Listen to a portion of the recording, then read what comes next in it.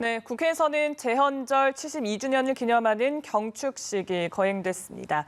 박병석 국회의장은 코로나19 국난 극복을 위한 협치를 주문하면서 개헌의 필요성에 대해서도 언급했습니다. 국회로 가보겠습니다. 박현우 기자 전해주시죠. 네, 국회입니다. 국회에서는 오늘 오전 재헌절 경축식이 진행됐습니다. 경축식은 박병석 의장을 비롯해 김명수 대법원장과 정세균 국무총리 등 5부 요인과 여야 각 정당 대표 등이 참석한 가운데 이루어졌는데요. 박 의장은 경축사에서 우선 코로나19로 인한 국난과 그 이후 닥칠 경제 난국 등 극복을 위해 여야가 소통과 타협으로 의회주의를 꽃피워줄 것을 당부했습니다.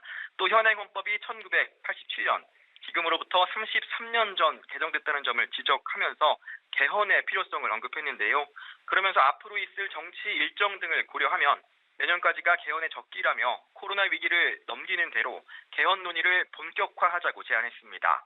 박 의장은 또 최근 한반도 긴장이 고조되고 있어 마음이 무겁다며 북한의 국회라고 할 수 있는 최고인민회의 대표에게 남북 국회 회담 개최를 제의하기도 했습니다.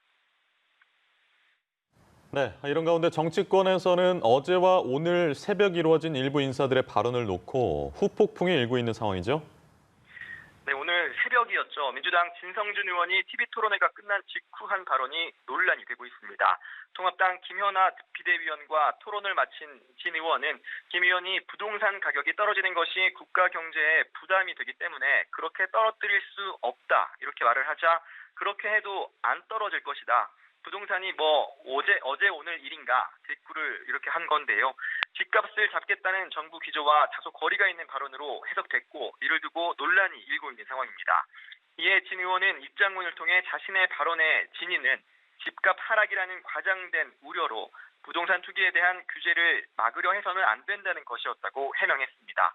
또 기자들과 만나서는 발언의 취지와 맥락을 고려하지 않은 보도들로 인한 논란에 대해 유감이라고 밝혔는데요. 이와 관련해 통합당은 취중 진담 같은 토론 진담이었다며 결국 정부 여당은 집값을 잡을 의지도 없다는 것을 스스로 고백한 것이나 다름없다고 날을 세웠습니다. 김종인 비대위원장은 기자들과 만난 자리에서 진 의원이 솔직하게 이야기한 것이다. 과거의 사례를 봤을 때 결국 여러 가지 정책을 써봤자 집값이 내려가지 않는다는 걸 상식적으로 말한 것이다. 이렇게 평가했습니다. 이런 가운데 어제 통합당 회의에서 나온 정원석 비대위원의 박원순 전 서울시장 의혹을 성적 스캔들이라고 표현한 발언을 두고도 논란이 이어지고 있는 상황인데요. 민주당은 2차 가해를 할 수 있는 자극적이고 부적절한 표현을 삼가야 한다며 정 의원의 사퇴를 주장했습니다. 통합당은 오늘 아침 긴급 비대위 회의를 열어 해당 문제를 논의한 끝에 발언이 부적절했다는 판단 아래 정 의원에게 비대위원 2개월의 자격정지 징계를 내렸습니다. 지금까지 국회에서 연합뉴스TV 박현우입니다.